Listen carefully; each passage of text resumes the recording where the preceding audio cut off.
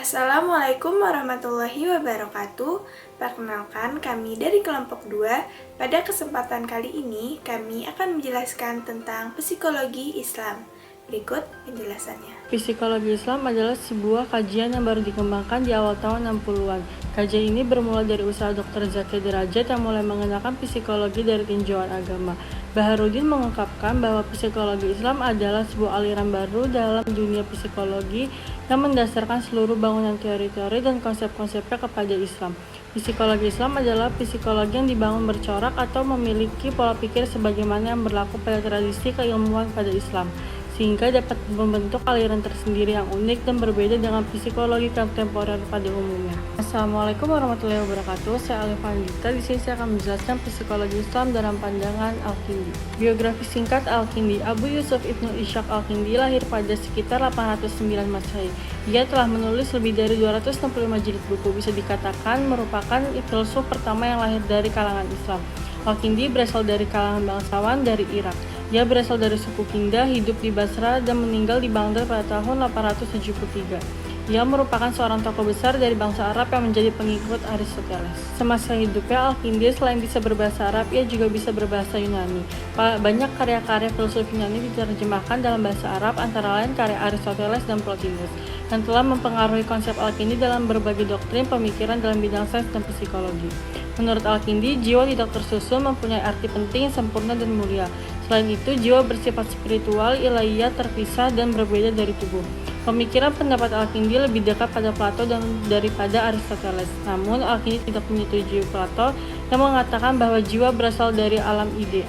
Al-Kindi berpendapat bahwa jiwa mempunyai 3 daya, yaitu daya bernafsu, daya pemarah, dan daya berpikir. Dalam metafisika dan kosmologi, ia mengambil pendapat Aristoteles. Dalam psikologi, ia mengambil pendapat Plato.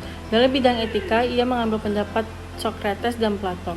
Namun, kepribadian Al-Kindi sebagai filsuf Islam tetap bertahan. Misalnya, dalam membicarakan kejadian alam, Al-Kindi tidak sependapat dengan Aristoteles yang mengatakan bahwa alam itu abadi. Ia tetap berpegang pada keyakinan bahwa alam adalah ciptaan Allah, diciptakan dari tiada, dan akan berakhir menjadi tiada pula. Assalamualaikum warahmatullahi wabarakatuh. Saya Leni Asra akan menjelaskan tokoh psikologi Islam yaitu Al-Ghazali. Abu Hamid Ibnu Muhammad Al-Ghazali lahir pada tahun 450 Hijriah atau 1500 Masehi di desa Tus, wilayah Khurasan, Iran. Al-Ghazali atau dikenal sebagai Al-Ghazal oleh orang barat adalah teolog muslim, ahli hukum, filsuf, dan seorang mistik dari Persia, dan juga pemikir ulung Islam yang menyandang gelar pembela Islam. Secara filosofis, ia memandang manusia adalah makhluk yang berpikir secara totalitas tentang diri manusia itu sendiri, struktur eksistensi, hakikat atau esensinya, pengetahuan dan perbuatannya. Selama hidup, Al-Ghazali telah menulis lebih dari 70 buku tentang sains, filsafat Islam, dan tasawuf. Teori-teori Al-Ghazali tentang jiwa senada dengan teori Ibnu Sina dan Al-Farabi. Selanjutnya, saya akan menjelaskan teori-teori dari Al-Ghazali. Al-Ghazali membagi ilmu jiwa menjadi 2 bagian. Yang pertama yaitu ilmu jiwa yang mengkaji tentang daya hewan, daya jiwa manusia, daya penggerak, dan jiwa sensor. Yang kedua, ilmu jiwa yang mengkaji tentang proses pengolahan jiwa, terapi, dan perbaikan akhlak. Berdasarkan kekuatan sifat emosi dan syahwat yang menguasai manusia, Al-Ghazali menjadi sifat manusia menjadi 4. 4 sifat ini merupakan potensi yang dimiliki manusia secara alami atau insting dan dapat diimprovisasi dan dikendalikan melalui proses belajar. Yang pertama, sifat hewan liar atau al-bahimiyah akan menjelma jika manusia dikuasai oleh syahwat dengan perwujudannya tingkah laku kejahatan, ketamakan, dan seksual. Yang kedua, ada sifat hewan buas atau asaniyah akan muncul dari diri manusia yang dikuasai emosi dan perwujudannya yang berupa perilaku permusuhan, kebencian, dan penyerangan terhadap manusia lain, baik melalui tingkah laku maupun perkataan. Yang ketiga, sifat setan atau asyisyatania yang muncul dari perpaduan kekuasaan syahwat dan emosi serta kemampuan diferensiasi yang termanifestasi dalam bentuk berperilaku kejahatan dan memperlihatkan kejahatan dalam bentuk kebaikan. Yang keempat, ada sifat ketuhanan atau ar-rabbaniyah yang bila menguasai manusia akan melahirkan pribadi yang bertindak seperti sifat Tuhan, yaitu sangat cinta kebesaran, kekhusyuan, lepas dari peribadatan, sombong, dan mengaku dirinya berilmu sangat luas. Kontribusi Al-Ghazali pada ilmu psikologi. Al-Ghazali pun turut berjasa dalam mengembangkan psikologi Islam dan psikologi Sufi. Dalam 2 kajian psikologi itu, ia banyak membahas tentang konsep diri serta penyebab penderitaan dan kebahagiaan. Ia juga menggunakan istilah psikologi yang dikembangkannya sendiri seperti kolbu atau hati, roh, nafs atau jiwa, dan akal atau pikiran. Menurut dia, sesuatu yang ideal begitu dirindukan dan melekat pada setiap diri. Tokoh psikologi Islam selanjutnya yaitu Ibnu Sina. Abu Ali Hussein bin Abdullah bin Ibnu Sina atau yang sering dikenal sebagai Ibnu Sina lahir pada 980 Masehi di Afshiana dekat Bukhara, sekarang itu wilayah Uzbekistan. Dia berasal dari keluarga bermazhab Islamiyah yang sudah akrab dengan pembahasan ilmiah. Ia dibesarkan di Bukharaj serta belajar falsafah dan ilmu-ilmu agama Islam. Ibnu Sina mendefinisikan jiwa sebagai kesempurnaan awal yang dengannya spesies menjadi sempurna sehingga manusia yang nyata. Selanjutnya itu teori-teori dari Ibnu Sina. Ibnu Sina membagi jiwa dalam 3 bagian, yaitu yang pertama jiwa nabati, yang kedua jiwa hewani, dan yang ketiga jiwa rasional. Yang pertama jiwa nabati. Aspek ini mengandung 3 daya, yaitu daya nutrisi yang berfungsi untuk mengolah makanan menjadi bentuk tubuh. Yang kedua, daya pertumbuhan yang berfungsi untuk pengolahan makanan yang telah diresap tubuh agar mencapai kesempurnaan pertumbuhan dan perkembangan tubuh. Dan yang terakhir adalah daya generatif yang merupakan daya untuk pengolahan secara harmonis unsur-unsur makanan yang ada di dalam tubuh, sehingga menghasilkan pertumbuhan dan perkembangan tubuh yang sempurna. Jiwa hewani, aspek ini mengandung 2 daya, yaitu daya penggerak dan daya persepsi. Daya penggerak terbagi atas daya hasrat dan daya motorik. Daya hasrat yaitu daya yang berfungsi untuk mendorong perealisasian berbagai bentuk khayalan tentang hal-hal yang diinginkan dan tidak diinginkan. Daya ini terdiri dari 2 bagian, yaitu syahwat merupakan dorongan untuk mencapai sesuatu yang menimbulkan kenikmatan, dan emosi yang merupakan dorongan untuk melawan sesuatu yang membahayakan, merusak, dan meninggalkan pencapaian tujuan. Selanjutnya yaitu saya akan menjelaskan kontribusi Ibnu Sina pada psikologi. Ibnu Sina adalah tokoh psikologi Islam yang sangat berkontribusi besar lewat karya-karyanya, di mana di dalam teori-teorinya banyak kesamaan terhadap teori sekular yang notabene sangat jauh zamannya dibanding dengan Ibnu Sina. Freud dalam psikoanalisisnya menyatakan bahwa manusia tidak berhenti pada 3 struktur psikis. Teori pokoknya adalah ID, superego, dan ego, yang sangat jelas persis dengan apa yang diungkapkan oleh Ibnu Sina. Hanya saja nilai plus Ibnu Sina sangat bersandar pada Al-Quran dan hadis dan tak melupakan aspek-aspek fisiologis maupun kognitif manusia. Assalamualaikum warahmatullahi wabarakatuh. Saya Balki Solfania Agisna dari kelas PI 21A kelompok 2 Prodi Psikologi dengan NIM 06035211010. Kali ini saya akan membahas mengenai 2 tokoh dari psikologi Islam. Siapa saja tokoh tersebut? Mari simak video berikut. Baiklah, Abu Zaid al-Balkhi. Abu Zaid al-Balkhi ini memiliki nama asli yaitu Ahmad ibn Sahal, merupakan seorang ilmuwan Islam yang memiliki kemampuan di berbagai bidang. Al-Balkhi lahir di Syamistian yang sekarang merupakan bagian dari wilayah Afghanistan. Ia lahir pada tanggal 31 Oktober tahun 934 Masehi. Menurut Muhammad ibn Ishaq Abdul Faraj yang dikenal dengan nama Ibnu Al-Nadim, dalam kitabnya yaitu Al-Fihris, ia menyebutkan bahwa Al-Balkhi ini memiliki 41 karya dalam berbagai bidang disiplin ilmu pengetahuan. Namun dari karya-karyanya itu hanya 2 kitab yang sampai pada kita, yaitu kitab Suwar Al-Qalim di bidang geografi dan Masaih Al-Abdan wal Anfus di bidang psikologi. Nah, di sini kita membahas mengenai konsep menurut Al-Balkhi mengenai kesehatan jiwa. Al-Balkhi ini mengatakan bahwa orang yang terpapar penyakit jiwa sama halnya seperti ia terpapar pada penyakit fisik pada tubuhnya, bahwa gejala psikologis ini lebih melekat pada manusia, dan karena itu kita wajib untuk menjaga kesehatan jiwa tersebut. Ini membuktikan hubungan timbal balik antara kesehatan jiwa dan kesehatan tubuh yang memiliki pengaruh satu sama lain. Baiklah, saya akan membahas mengenai apa sih kontribusinya Al-Balkhi ini dalam psikologi. Jadi, Al-Balkhi merupakan intelektual muslim pertama yang memperkenalkan psikologi dalam Islam yang mengenai ilmu saraf atau neuroscience. Ia juga terkenal sebagai tokoh yang pertama kali menemukan psikologi kognitif dan medis. Ia juga merupakan yang pertama kalinya yang dapat membedakan antara penyakit saraf atau neurosis dan penyakit jiwa atau psikosis. Serta ia merupakan orang yang pertama kali mengklasifikasikan gangguan saraf atau neurotic disorders dan perintis terapi kognitif atau cognitive therapy. Dan ia juga menunjukkan secara rinci bagaimana terapi kognitif dan spiritual secara rasional dapat digunakan untuk merawat diri masing-masing dalam kelompok gangguannya. Al-Balkhi ini mengklasifikasikan neurosis menjadi 4 gangguan emosional, yaitu yang pertama ada fobia dan kecemasan. Yang kedua ada kemarahan dan agresi. Yang ketiga ada kesedihan dan depresi. Dan yang terakhir ada obsesi. Ia juga mengkompensasi fisik dengan gangguan psikologis yang menunjukkan interaksi mereka dalam menyebabkan gangguan psikosomatik. Nah, dia juga menyarankan bahwa sama halnya seperti orang-orang yang sehat menyimpan obat-obatan sebagai pertolongan pertama di dekatnya untuk keadaan darurat fisiknya. Maksudnya, kita pun juga harus menjaga pikiran kita untuk tetap sehat agar tubuh atau jiwa kita juga ikut sehat. Begitulah menurut Al-Balkhi dan kontribusinya dalam psikologi. Kurang lebihnya mohon maaf. Wassalamualaikum warahmatullahi wabarakatuh.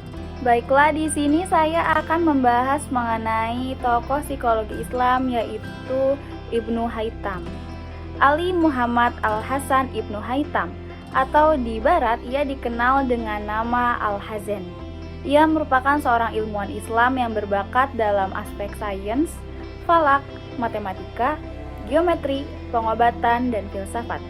Ibnu Haytham ini dilahirkan di Basrah pada tahun 354 Hijriah atau 965 Masehi. Adapun mengenai karya-karya dari Ibnu Haytham yaitu ada Al-Jami' fi Usul Al-Hisab.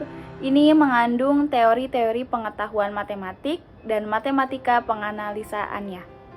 Yang kemudian ada kitab Al-Tahlil wa Al-Tarkib, ini mengenai pengetahuan geometri. Ada kitab Tahlil Al-Masa Al-Adiyah, yaitu tentang algebra dan lain-lain.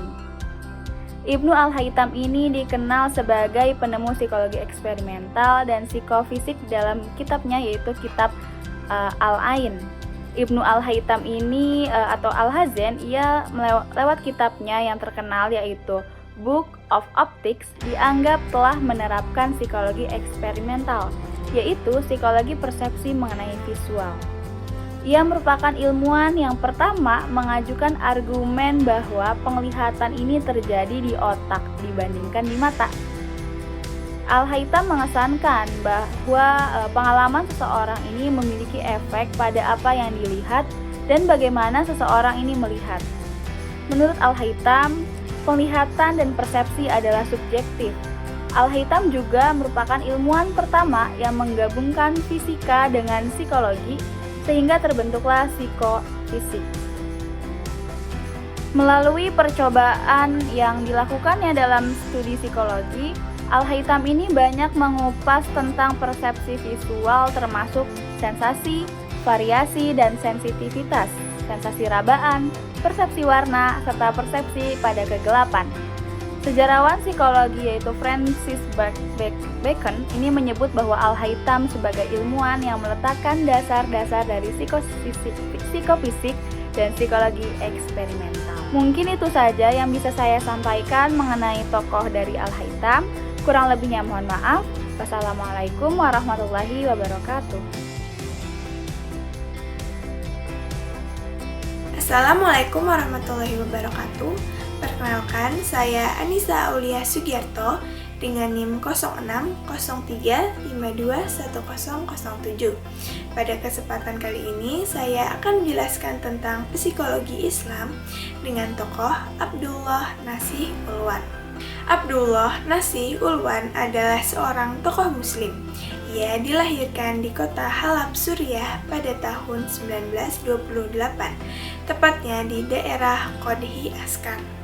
Beliau mempunyai nama lengkap Al-Ustadz Syekh Abdullah Nasih Ulwan dan meninggal pada 27 Agustus 1987 di usianya yang menginjak 59 tahun. Beliau menyandang gelar sarjana di Al-Azhar University Mesir dan mengambil Fakultas Ushuluddin yang selesai pada tahun 1952 dan melanjutkan S2-nya pada perguruan tinggi dan lulus pada tahun 1954. Ia menerima ijazah spesialis di bidang pendidikan, setaraf dengan Master of Arts. Peran Abdullah Nasih Ulwan pada psikologi Islam. Menurut Nasih, agar dapat mendidik jiwa peserta didik, diperlukan pemahaman tentang ilmu jiwa pendidikan. Nasih membina umat dan budaya yang dapat menjaga nilai moral Islam dengan berpedoman pada Al-Quran dan hadis.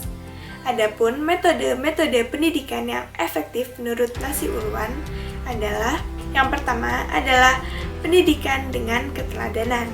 Metode keteladanan merupakan metode yang paling efektif dan meyakinkan keberhasilannya dalam mempersiapkan dan membentuk anak di dalam moral, spiritual, dan sosial. Karena dalam segala hal anak merupakan peniru yang ulung. Dan sifat peniru ini merupakan modal yang positif dalam pendidikan keagamaan pada anak.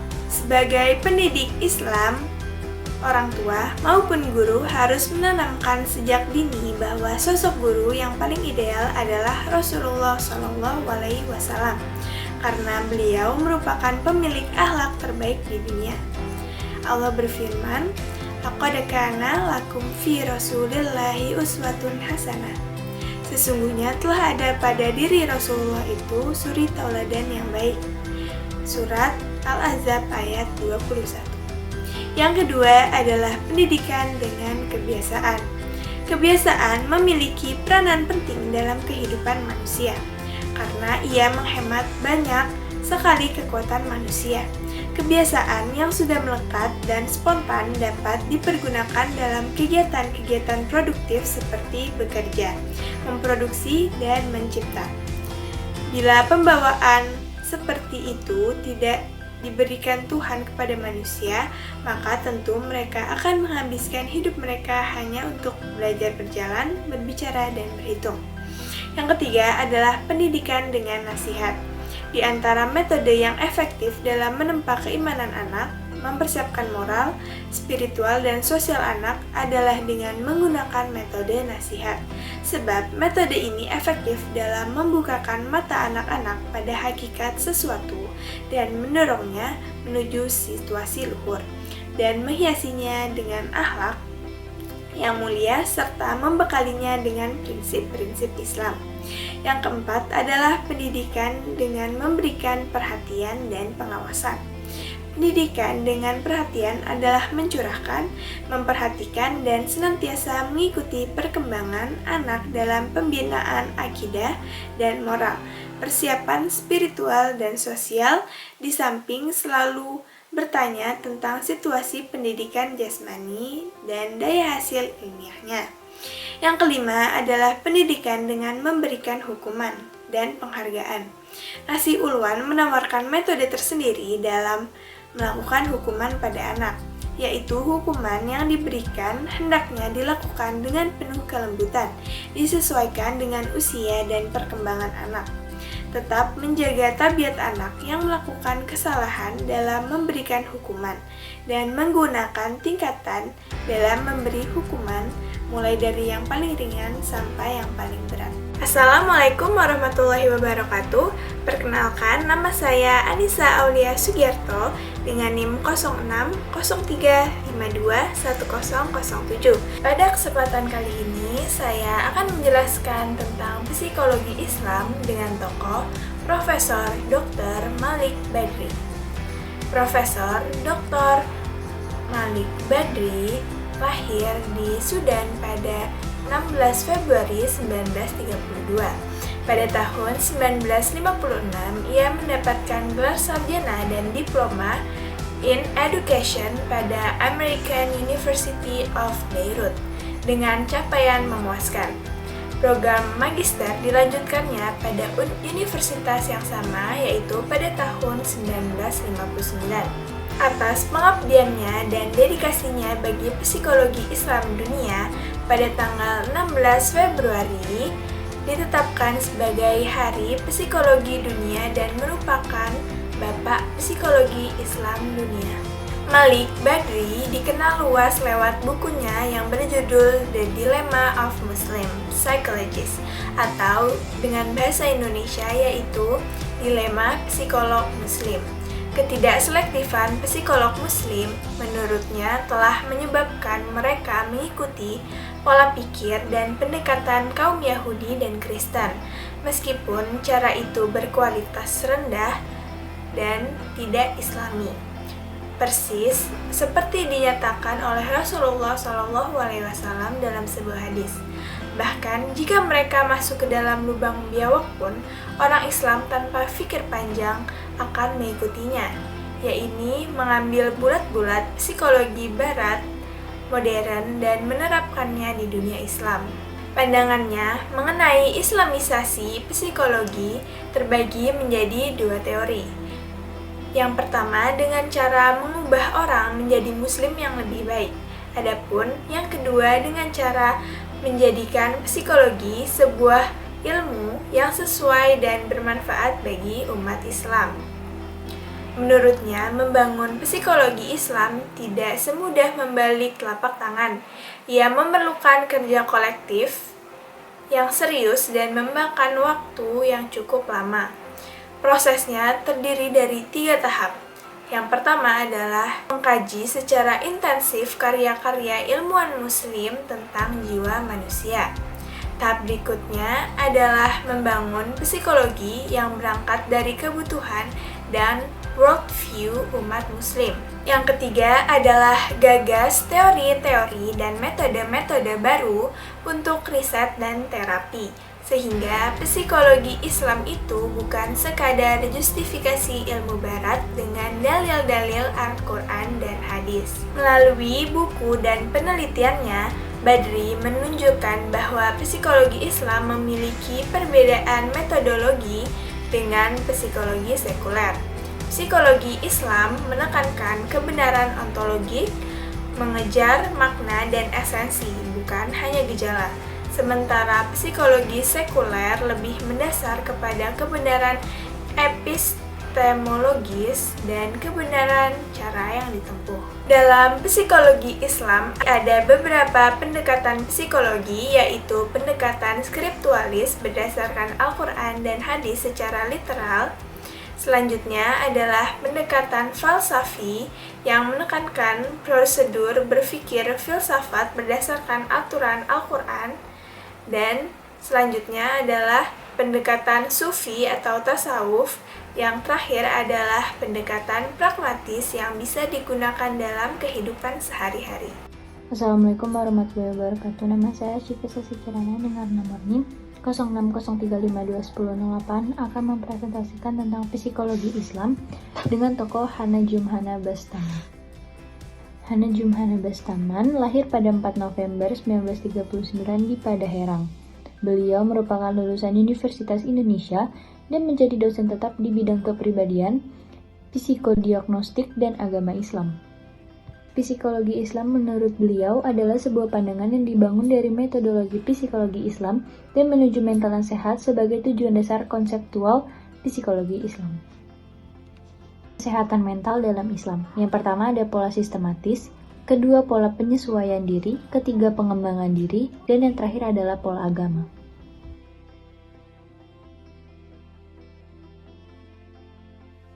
Perkenalkan, nama saya Syifa Sasi Kirana dengan nomor NIM 0603521008 akan mempresentasikan tentang Utsman Najati. Utsman Najati berupaya mengembangkan psikologi melalui perspektif Islam yang bersumber pada Al-Quran maupun hadis. Najati melakukan pengkajian terhadap konsep psikologi yang berasal dari Al-Quran dan Sunnah. Dalam karya-karyanya, terdapat beberapa teori psikologi konvensional atau barat. Najati merupakan seorang dosen Universitas Arab Saudi dan dosen tamu di beberapa perguruan tinggi negeri di Kuwait dan Mesir. Ia juga aktif dalam menulis buku dan memberikan ceramah di berbagai lembaga pendidikan. Usman Najati memperoleh cuti akademis dari Universitas Kuwait. Usman Najati merupakan salah satu pemikir yang cukup produktif dalam menghasilkan karya-karya di bidang psikologi dalam perspektif Islam. Yang pertama ada Al-Hadis An-Nabi 1988, Al-Idrak Al-Hisi 1980, Ad-Daros An-Nafsiyah An-Nafsaniyah pada tahun 1993, dan masih banyak lagi. Bangunan pemikiran Muhammad Usman Najati tentang Al-Quran. Motif-motif perilaku menurut Al-Quran, emosi menurut Al-Quran, tentang persepsi menurut Al-Quran, berpikir dalam perspektif Al-Quran, tentang belajar menurut Al-Quran, ilmu laduni menurut Al-Quran, ingat dan lupa menurut Al-Quran, sistem otak menurut Al-Quran, kepribadian menurut Al-Quran, tentang psikoterapi menurut Al-Quran. Berikut adalah referensi yang saya dapatkan tentang tokoh ini. Assalamualaikum warahmatullahi wabarakatuh. Saya Alif Manandita. Di sini saya akan menjelaskan psikologi Islam dalam pandangan Zakiyah Derajat. Biografi Zakiyah Derajat. Profesor Dr. Haji Zakiyah Derajat lahir pada tanggal 6 November 1929 dan wafat pada tanggal 15 Januari 2013. Ia adalah pakar psikologi Islam Indonesia. Berkarir di Departemen Agama Islam selama 30 tahun sejak tahun 1964. Ia menghabiskan sisa umurnya sebagai pendidik dan guru besar ilmu psikologi di UIN Syarif Hidayatullah Jakarta. Setelah menyelesaikan pendidikan dokter di Mesir pada tahun 1964, Zakiyah membagi waktu bekerja dan membuka praktek konsultasi psikologi. Menurut Zakiyah, gangguan kejiwaan yang ikut memengaruhi kondisi fisik seseorang dapat ditelusuri melalui kajian psikologi dan penyembuhannya dilakukan mengikuti ajaran Islam. Ilmu jiwa menurut Zakiyah sangat berfungsi untuk melakukan penelitian terhadap perilaku keagamaan pada seseorang dan selanjutnya dapat digunakan untuk mempelajari seberapa besar pengetahuan keyakinan keagamaan tersebut terhadap tingkah laku dan kehidupannya.